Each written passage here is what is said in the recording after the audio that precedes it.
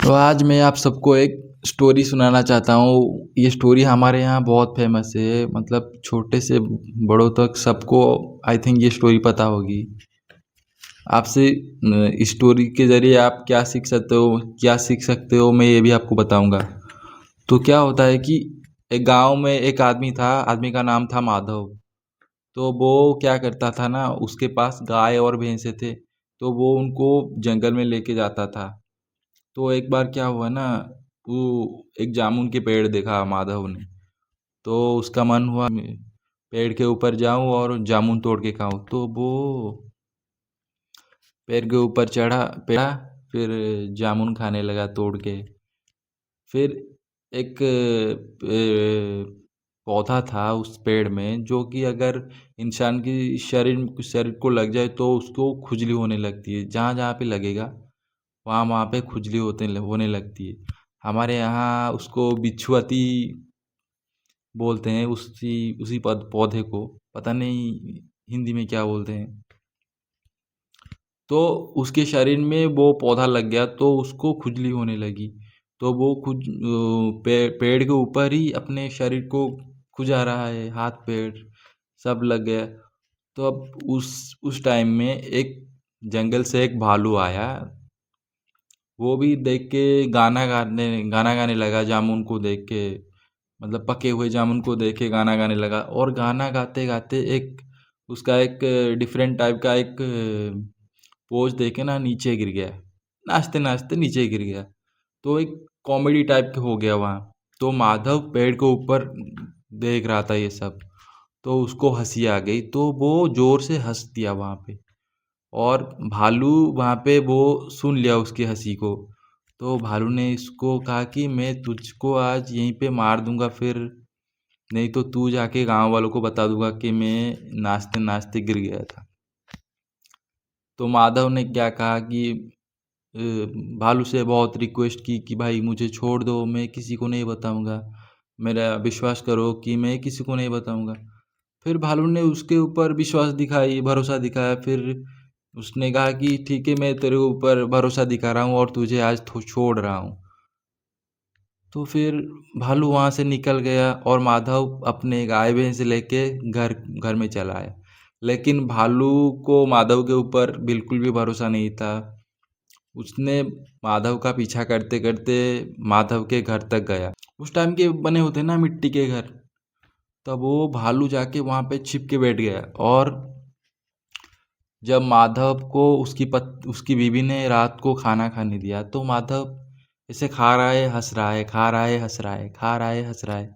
तो अब उसकी बीवी ने उसको ये सवाल पूछा, भाई आप क्यों इतने हंस रहे हो? क्या बात है जो आप इतने हंस रहे हो? मुझसे क्यों छुपा रहे हो? मुझको भी थोड़ा बताओ कि मैं भी थोड़ा हंसूं। तो माधव ने कहा, नहीं ये मैं नहीं बता सकता तुझे।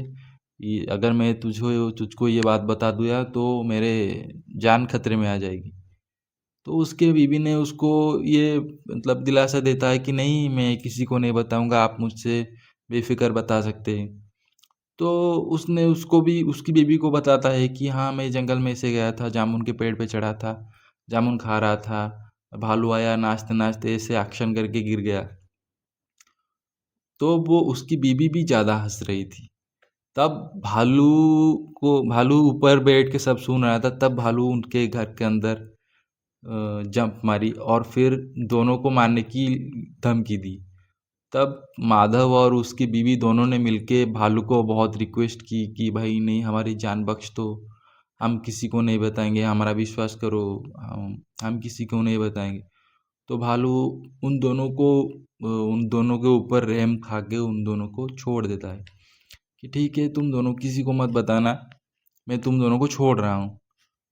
तो माधव तो फिर सुबह होते गाय भैंस लेके जंगल में चला गया। लेकिन माधव की बीबी अपनी सहेली की यहाँ एक बार गई थी, अगले दिन गई थी। तो वो अपने सहेली के साथ कुछ काम कर रही थी। तो काम कर रही थी हंस रही थी, काम कर रही थी हंस रही थी, काम कर रही थी हंस रही थी। तो उसकी सहेली ने उसको सवाल पूछा कि तू इतना क्यों हंस रही है, क्या बात है, क्यों हंस रही है? तो उसने कहा, नहीं ऐसे ही हंस रहा हूँ। तो उसकी सहेली ने उसको ज़्यादा फोर्स की, नहीं बता मुझे क्या बात है, क्यों हंस रही है। तो इसने उसको कहा कि किसी को बताना मत, ऐसे ऐसे हुआ है, मेरे पति ऐसे जंगल में गए थे, ऐसे जामुन खा रहे थे, भालू ऐसे आया, जामुन देख के गाना गाने लगा, डांस करने लगा, डांस करते करते गिर गई। फिर उसकी सहेली वो भी हंसने लगी। हाँ, लेकिन उसकी सहेली इसको प्रॉमिस की कि नहीं, मैं किसी को नहीं बताऊंगा। फिर उसकी सहेली जो है वो किसी और के घर में गई। वो ऐसे बताते बताते पूरे गांव वालों को पता लग गया कि भालू नाचते नाचते गिर गया है।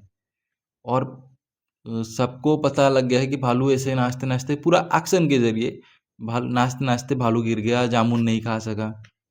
तब दो लड़के गांव के जंगल के जरिए जा रहे थे आगे। एक लड़का उसके दोस्त को ये बताया कि भाई यही वो जगह है, यही वो जामुन के पेड़ है जहाँ भालू नाचते नाचते गिर गया था, और माधव ने इसको पेड़ के ऊपर देखा था। तो भालू वहाँ उसी रास्ते जा रहा था, भालू ने ये बात सुन ली। तब भालू मन ही मन ये सोचने लगा कि आज माधव के जीवन का आखिरी दिन है, आज मैं माधव को मार दूंगा, क्योंकि ये बात उस माधव ने भालू से ये बात प्रॉमिस की थी कि ये बात वो किसी से नहीं बताएगा। लेकिन उसके बावजूद, प्रॉमिस करने के बावजूद भी माधव ने गांव वालों को बता दिया। भालू का सोचना ये था। इसलिए भालू मन ही मन ये ठान लेता है कि आज माधव का आखिरी दिन है और आज माधव को मैं मार दूंगा। फिर रात होती है, माधव और उसकी बीवी खाना खाने के बाद माधव खटिया पे सो गई, और माधव की बीवी वो ऐसे लेटी हुई थी घर के अंदर। तब भालू रात में आती है माधव को खटिया के साथ ऊपर, मतलब तब भालू आती है रात में, माधव को खटिया के साथ उठा के ले जाती है। तब बीच जंगल में माधव की नींद खुलती है, तो वो देखती है मैं जंगल में क्या कर रहा हूँ। और उसे धीरे धीरे ये एहसास हो जाता है कि भालू उसे घर से उठा के ले आया है। और माधव ये समझ आता है कि हाँ, भालू मुझे जंगल में लेके मार ही देगा। तो वो क्या करती है ना, जो पहले मैं आपको बताया था ना स्टोरी में, एक पौधा होती है, शरीर में लगते ही शरीर में खुजली होने लगती है। तो वो क्या करती है ना, वो जो पेड़ की जो टहनी वगैरह होती है, टहनी से वो सारा का सारा वो जो पौधा था उसको थोड़ा सा थोड़ा थोड़ा थोड़ा करके वो जमा करते हैं, जमा जमा करने लगती है अपने ऊपर। उसके बावजूद उसको भी खुजली होने लगती है। और वो बहुत सारा जब वो पौधा जमा कर लेती है, तो अब वो एक टहनी को लेके लटक के रह जाती है वहाँ पे। और भालू को पता नहीं लगता कि माधव बीच रास्ते में कहीं रुक गया है, और ऊपर वो जो खुजली करने वाली वो पौधा है बस। तो एक चिड़िया थी रास्ते में, भालू को देखते हुए ये क्वेश्चन किया कि भालू भैया, आप ये क्या लेके जा रहे हो। तो भालू ने उस क्वेश्चन का आंसर किया कि माधव ने मुझसे वचन दिया था कि ये बात वो किसी को नहीं बताएगा, लेकिन वो सारे गांव में ये बात बता दिया, तो आज माधव का आखिरी दिन है, आज मैं माधव को मार दूंगा।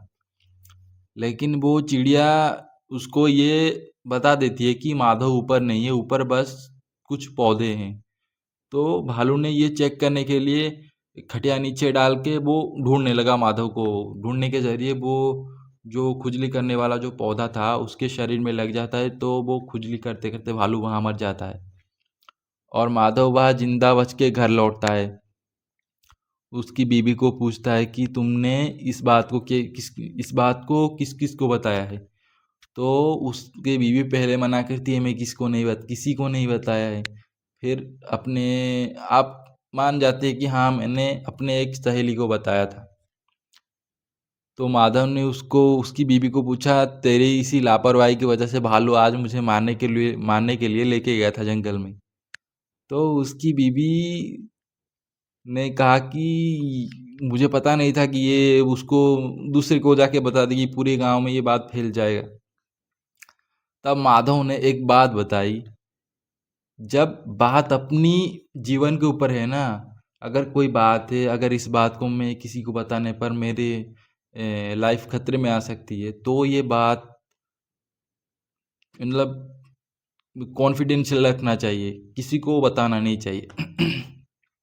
लेट्स से अगर आपके द्वारा कोई गुनाह हो गया है, कोई आप ऐसे चीज़ जानते हो कि अगर आप दूसरों को बताते हो तो आपकी लाइफ खतरे में आ सकती है, आपके जीवन को खतरा है, तो उस बात को आप अपनों से भी दूर ही रखें।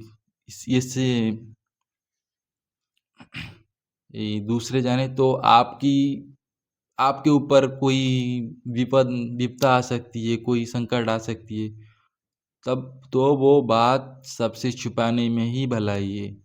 इस स्टोरी से ये समझ में आता है कि जो भी हो जाए, अगर आप कोई सीक्रेट बात आपको पता है, आप किसी को नहीं बताना चाहते, अगर किसी को पता लग गया आपकी सम्मान नीचे आ सकती है, आपकी जान खतरे में आ सकती है, आपकी मजाक उड़ाया जा सकता है, तो उसी प्रकार बातों को आप जितना जितना दबा सकते हैं उतना दबा के रखना चाहिए, किसी को कानो कान खबर ना होने देना चाहिए, ठीक है। और सबसे पहली बात, ये औरत को कोई सीक्रेट बात बतानी ही नहीं चाहिए। स्पेशली जो होते हैं ना गांव वाले, जो औरतें होती है गांव में, भाई इस बात को लेके उस घर में, उस घर की बात उस घर में ऐसी करती है और उनको झगड़ा देखने में मज़ा आता है। ये सब करना नहीं चाहिए। सो मोरल ऑफ द स्टोरी ये है कि अगर आपको किसी